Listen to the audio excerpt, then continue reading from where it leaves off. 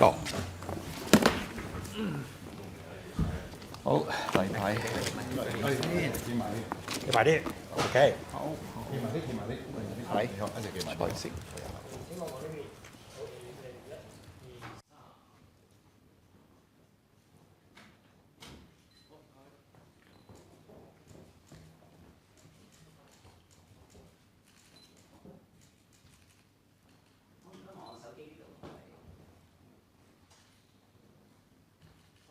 好，咁都喺呢邊，中間演員呢邊啊，各位。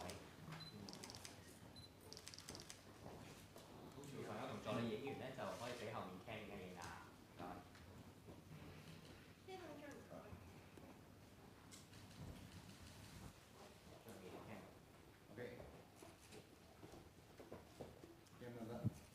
得，我哋記者會開始啊，唔該。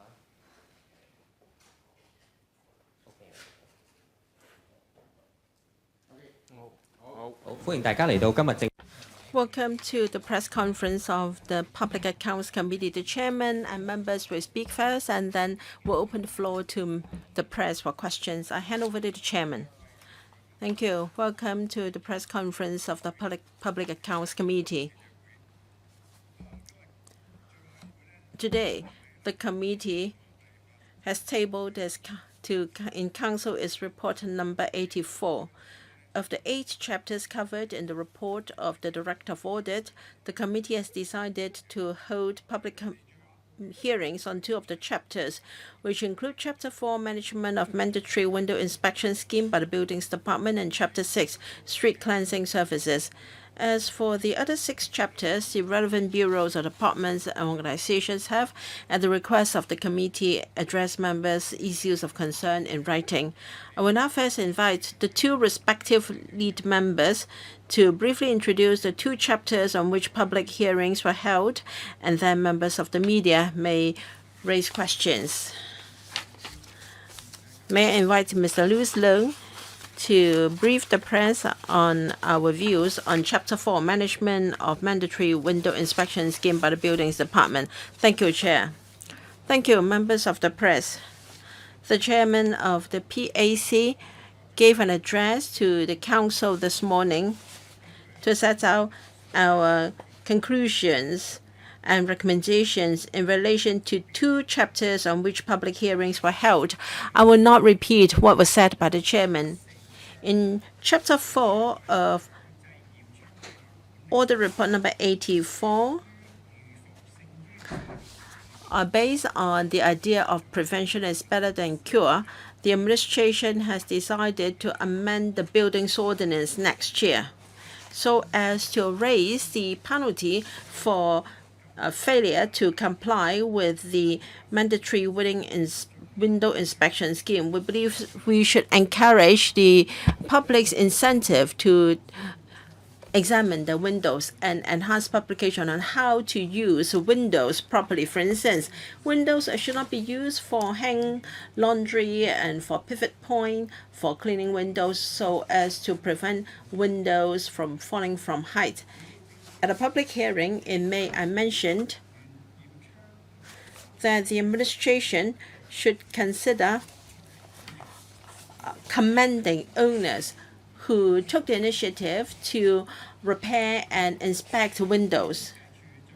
Besides, the Audit Commission has examined the scheme as early back as in 2020. The Audit Commission examined the system, and the findings were found in report number 75. Whether in the selection mechanism of buildings and to follow up on statutory notices and the monitoring of qualified contractors, the problems identified in both studies are quite similar. Since the Buildings Department 5 years ago have followed up and improved the things identified in the last audit, in the relation of mandatory building inspection scheme. How come similar problems are identified this time for the window inspection scheme? I urge the administration to follow up on the recommendations of the PAC and should take the initiative to examine the enforcement and monitoring of similar schemes and identify similar issues and improve so that there won't be another round of problems identified by the Audit Commission in another exercise. This is the last press conference of this PAC. I'd like to share with you my experience and feelings. In the past 4 years, I was honored to have the opportunity to take part in the work of the PAC. Indeed, it is a very challenging work. Within a very short period of time, the PAC had to complete the value for money reports conducted by the Audit Commission, and we also had to conduct open hearings on selected chapters. We had to find out the reasons for the problems and to give recommendations for improvement. We also gave the relevant departments an opportunity to explain to the public the cause and also details of these problems. You can imagine that it is such a mammoth task. I'd like to thank Shelley and her team from the Secretariat for their support to the PAC. Now, I am very genuine in my thanks to the Secretariat. Now, this is the last day of work for Shelley. Now, you're still young. I won't wish you a happy retirement yet. I wish you every success in future endeavors, in your future endeavors.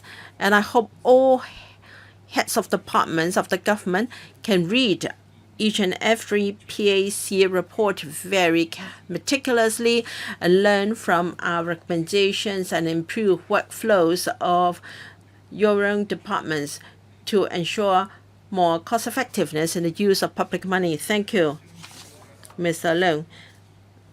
On Chapter 6, do any member of the PAC want to speak? No? All right. Then I invite Mr. Lok Xiong Hong to brief us on Chapter 6, Street Cleansing Services. Thank you, Chairman.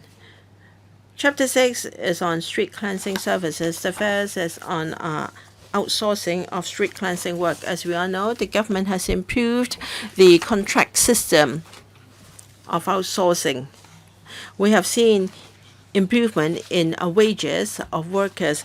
It has increased from $10,798 per month to $14,994. However, in 2019-2020 to 2024-25, there's been a 40% increase in contract sum. We hope that the FEHD can compare the cost effectiveness of quality of work done by outsourced workers and in-house workers. Of course, I would like outsourced services can be further improved to give better protection to workers. As for the monitoring of the performance of contractors, we like to express our grave concern over this. In particular, among the technical schools of 100, the technical score can be $7 to $15. As a result, many contractors who have received the merit points can continue to be awarded with new contracts. Among 10 contracts with the highest number of default notices, on average, each received 74 default notices, and yet a total of $1.27 million were deducted only from the monthly service fees of these contractors, accounting for merely 0.06% of the total sums of contracts. We have the view that the fine or the penalty is not really serving a sufficient deterrent effect. And we have not seen contractors being debarred from bidding for more contracts. 3 contractors in 2022-23 were still awarded new contracts. This is really a problem. Hopefully, FEHD will review the weighting of past performance records and also the merit point system, and see how they can further deal with the irregularities of contractors. On the use of technologies, now we are concerned about the accuracy of attendance records. Now, even being checked by supervisory staff of FEHD, they could not identify the problem. They only reviewed the hard copies.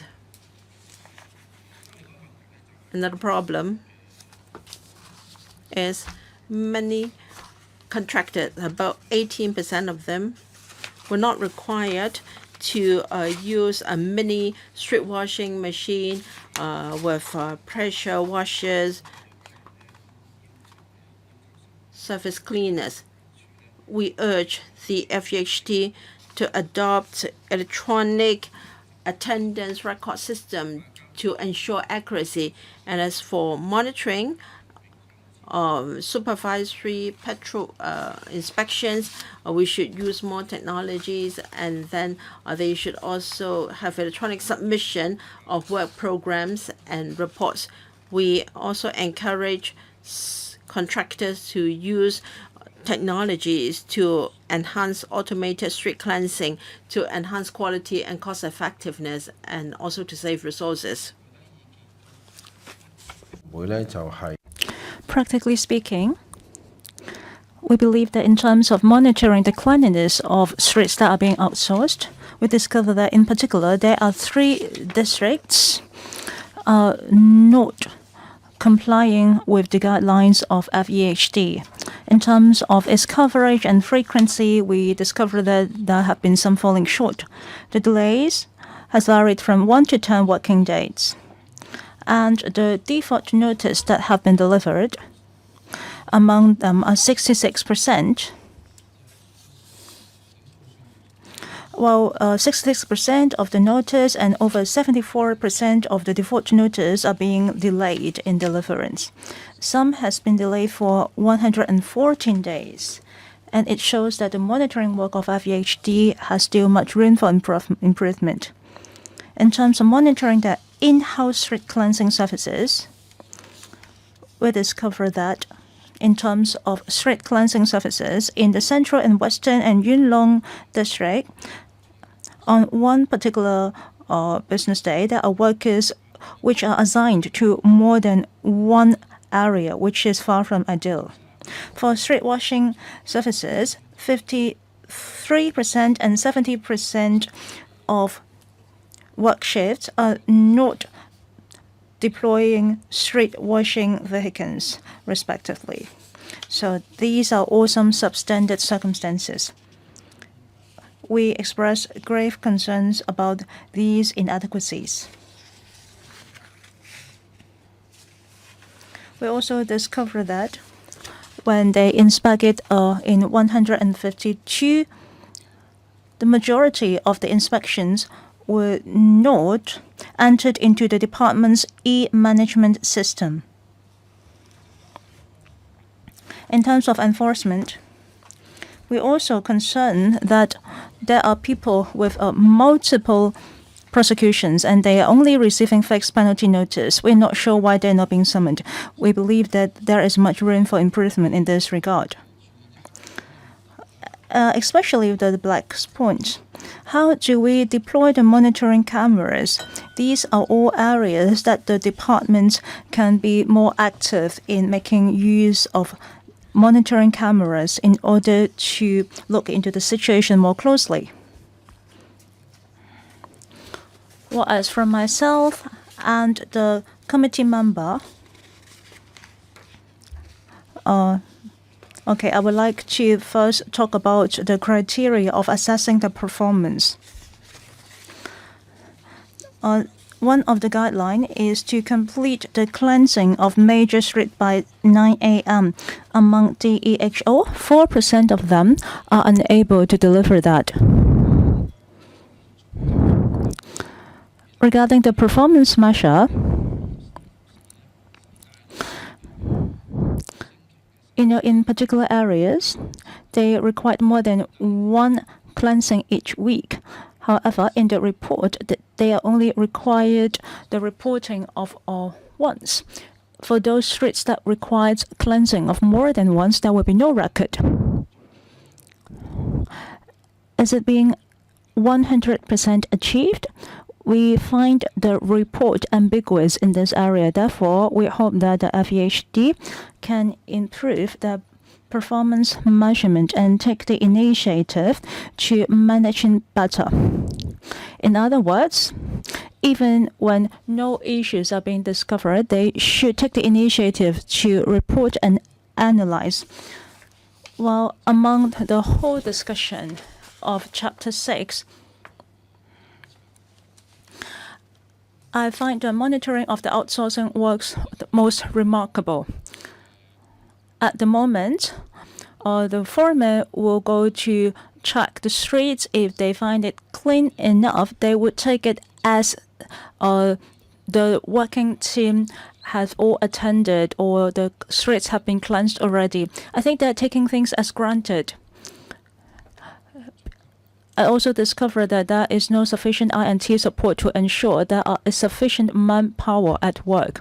I hope that in the future it will be more efficient and accurate. Perhaps by deploying I&T, they can monitor the situation better and to improve the quality of their works. It also ensures better use of public coffin so that the non-skilled workers can have better protection. I also look forward to better communications so that the frontline workers' voice will be valued by the department. Thank you. Any other members who would like to share their views about Chapter 6? Ms. Carmen Khan? Thank you, Chairman. And I'm also thankful for lead member, Mr. Look, for his sharing. About the monitoring of the contractors, at the moment, there is no penalty mechanism in place. They are deducting the monthly fees. During public hearing, it's been mentioned that the total amount is only taking up 0.06% of the total amount. And they said that the profit is only up to 5 to 6%. This is a minimum profit. However, from my point of view, if you are calculating the amount of the contract and the monthly fees that are being deducted is up to 56,000 to up to 330,000. So it is just about 1.1%. I think the government should be more serious in reviewing the monitoring mechanism and not just focus on the minimal profits that they have. As for the enforcement, as Mr. Locke has mentioned, shall they be prosecuting the persons in charge or by FPN? I think the direction of the policy is unclear. They only mentioned that after amending the ordinance, there will be FPN. If we are relying on FPN, then we will be lessening the pressure on the prosecution and the court. So which will be our law enforcing strategy? I think it needs to be clear and it should be properly reflected in the guidelines.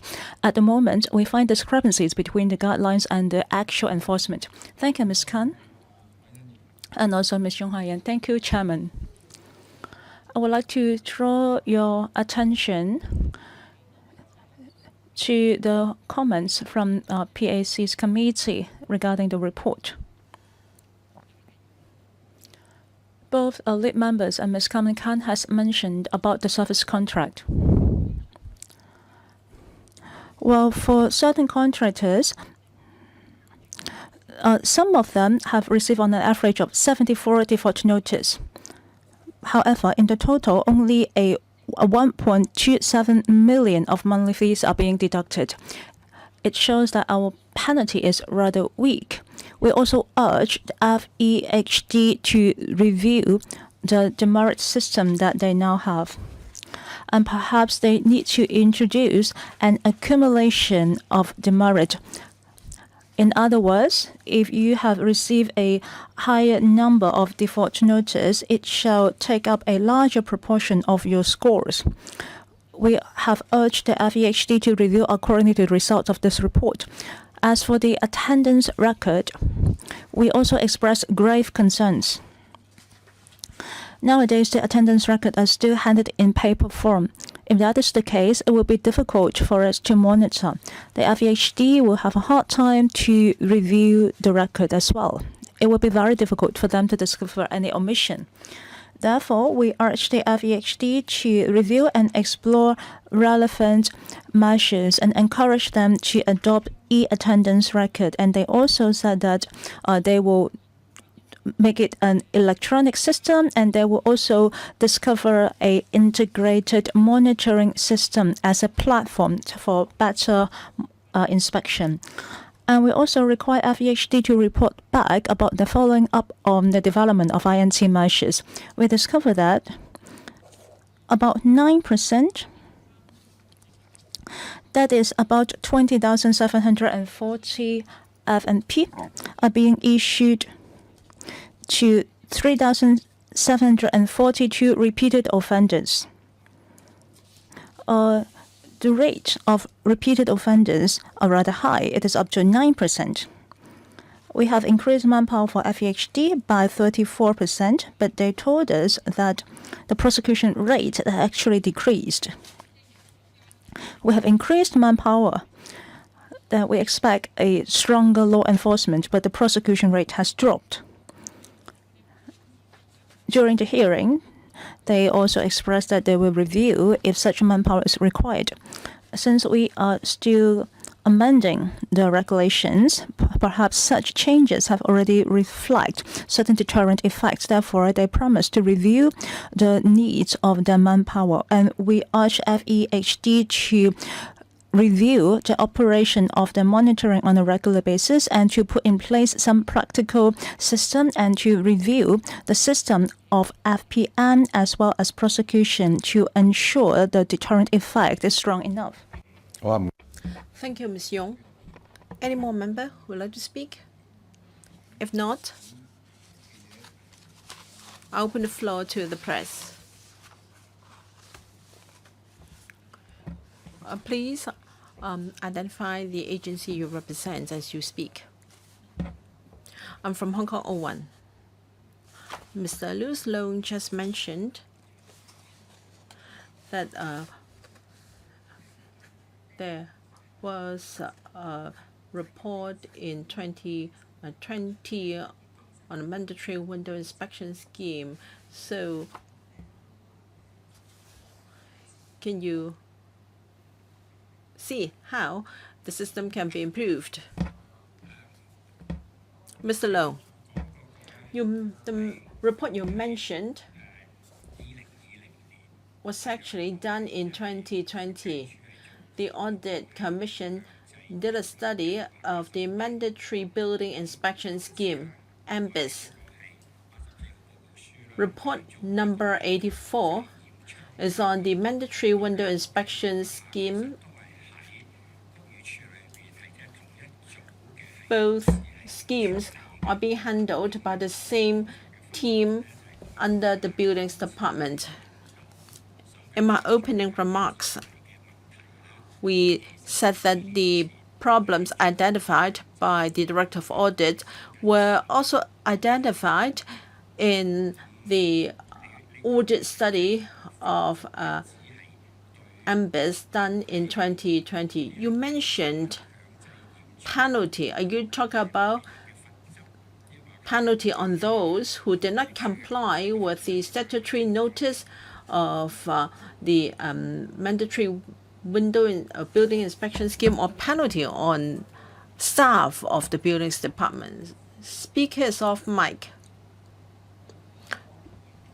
Well, the problems are very similar, and they are recurring year after year.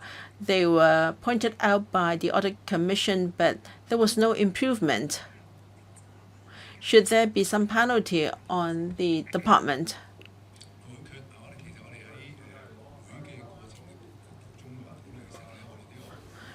At our public hearings, we reminded the buildings department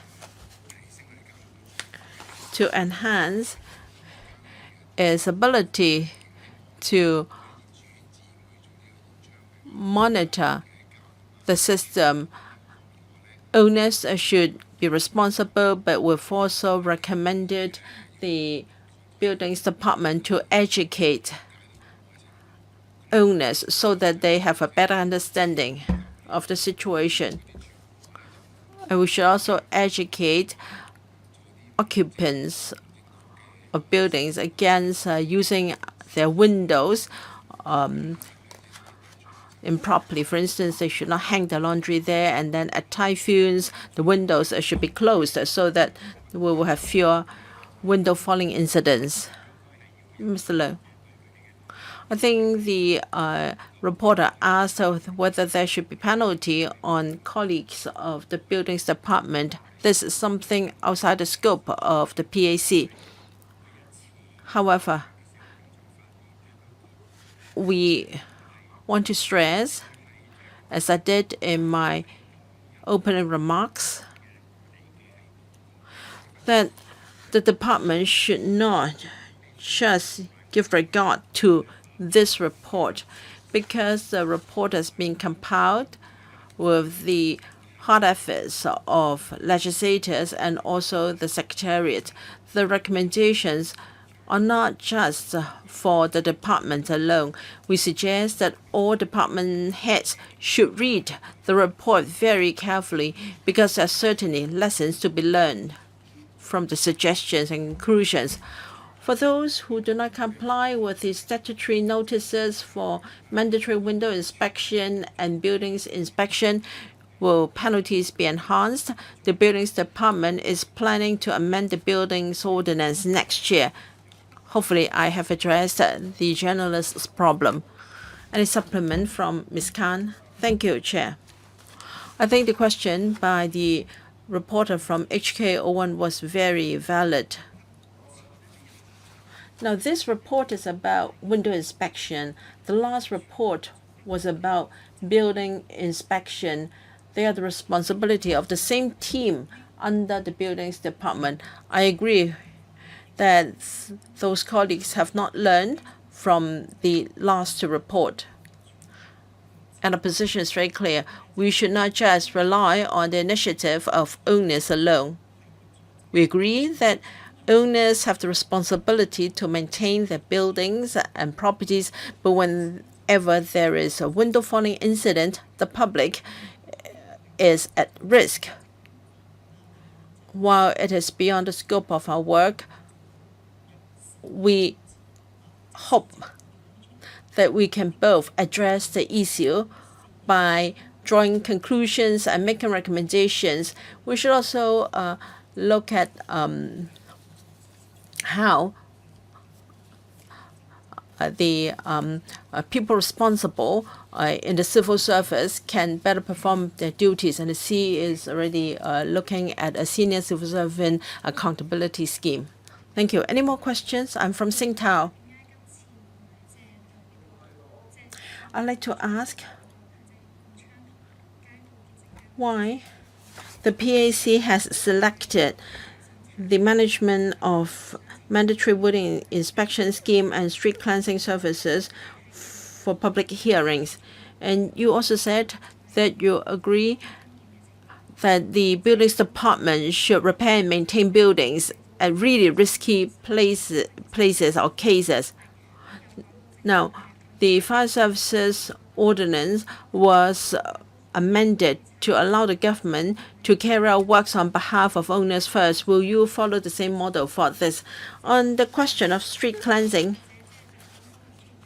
we were told there was some problem with the attendance records. Earlier this year, there was a controversial case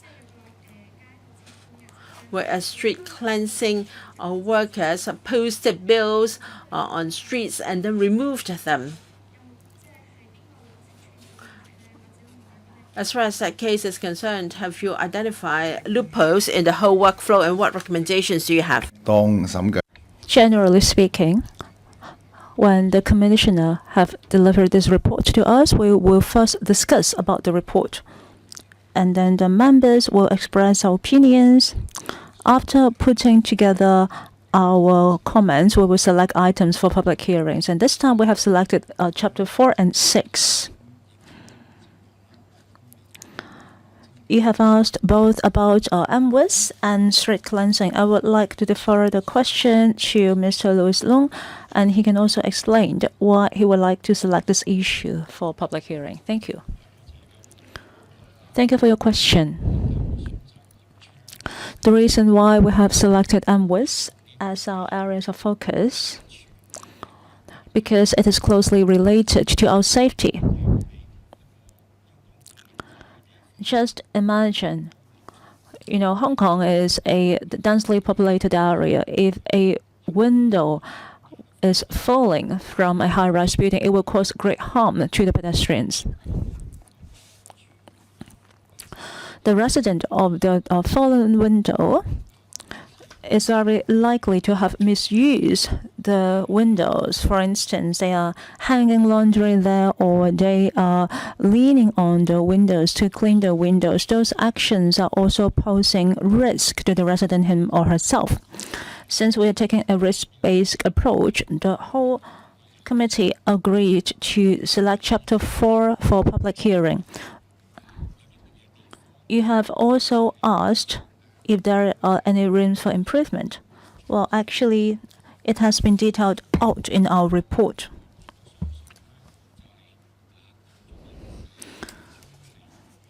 I believe that the major concerns is that members of public have questions about the selections of the buildings department for cases to be inspected. There are certain criteria, but in this report, they discover some exemptions in the selections. However, those exemptions are not being detailed in the guidelines. Throughout the public hearing, we have received an explanation of the Director of Buildings Department, and they are also planning to revamp the internal guidelines. The committee have accepted his explanation. The inspection of window is a rather passive measure. What the government really needs to achieve is that the owners and the occupants need to understand their own responsibility to ensure building safety. There needs to be regular maintenance. We also need to educate the general public about correct use of their windows. As shown in one of our recommendations, apart from MWIS, we will encourage the owners and the occupants to have VBAs, that is voluntary inspections. If they're willing to do that, maybe we can commend them by issuing certificates, etc. By doing so, then the whole community and the society's safety can be ensured. You have also mentioned about the default work. If we discover any high-risk windows, if the owners are being reluctant and fail to take actions in spite of the warnings of the buildings department, maybe the buildings department can hire some contractors to repair the window and then charge the owners later. This is to ensure public safety. This is what I meant by default works. For the 3 new buildings, in those cases, sometimes the government will also roll the same measures. I would like to defer the next question to Mr. Luke. You have also asked about the attendance record as well as the monitoring of our services. We have already expressed grave concerns in this area. We believe that we have to make good use of I&C to resolve these issues because it is still quite outdated because all the paperworks are still in hard copies. Sometimes there are omissions, but even there are omissions, the supervisors fail to discover that. And other areas of concerns is the attendance record. During our discussion, more than one members have asked a similar question. It seems that the outsourced contractors have nearly 100% of attendance on a daily basis. It is actually rather worrying. Internally speaking, we have a vacancy of about 14%. Of course, we have no evidence saying that there are people falsifying the records. But if we are using electronic system, if all the attendance record need to be verified by a fingerprint, then the likeliness of falsification will be reduced. Again, we don't have any evidence about falsifying of records. Theoretically speaking, each worker shall be taking care of only one area. They shall not be sharing workloads. If we are making use of the INC, then perhaps we can make use of the GPS for each worker. Or maybe the workers can make use of an app to indicate that they have already cleansed a certain spot. These measures will help us verify the work that they have been done. It is also not going to increase the cost of our monitoring. Thank you. Any further question or any other comments? Any further questions? I'm from TVB. Just now, you have mentioned about strengthening and encouraging MWIS. You said that you will increase incentive. Will you consider about offering bonuses? And what will be your considerations? You also mentioned about the following up of the statutory notice. I believe that it will involve manpower. Since the government is limiting its budget, do you worry that it might worsen in the future? Nowadays, we are already rolling out a framework of basic housing. Will it bring any impact to your scheme?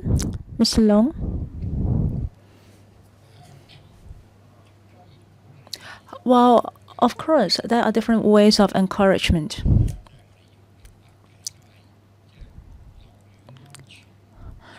But we have to understand that the safety of buildings and windows are responsibility of the owners. I am not in favor of offering cash incentives for somebody to take up their own responsibility. On the other hand, if the owners committee take the initiative to conduct inspection, then I believe that the government can present them a certificate as a compliment for them to present at the management office. Therefore, by saying encouragement, these are the ways that I'm thinking about. Of course, there are numerous ways, but I am not in favor of handing out cash because it is the owner's responsibility. As for manpower, I don't believe manpower is a concern. If you look at the overall scheme, as long as we make better use of INC and automation, if we automate the issuance of notices, there will be many professionals available so that we can outsource our work to them. By doing so, we can be more stringent in our execution. I trust that we have sufficient manpower within the buildings department. Speaker is not speaking to the mic.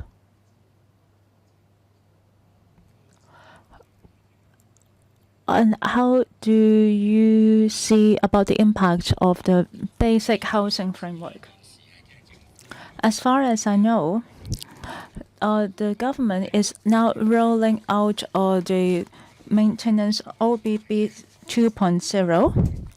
And there are many measures supporting the maintenance of old buildings, especially the subsidies offered to our senior owners. The appropriation of funds of that particular scheme will be used up by the end of this year.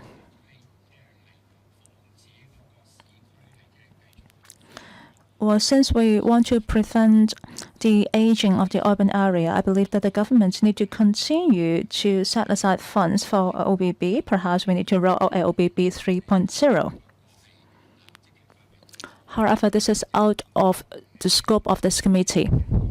As a representative of the sector, I would like to urge the administration to continue implementing these schemes so that we can properly maintain and extend the age of the buildings in our urban area. It is also an assurance to the safety of pedestrians and residents.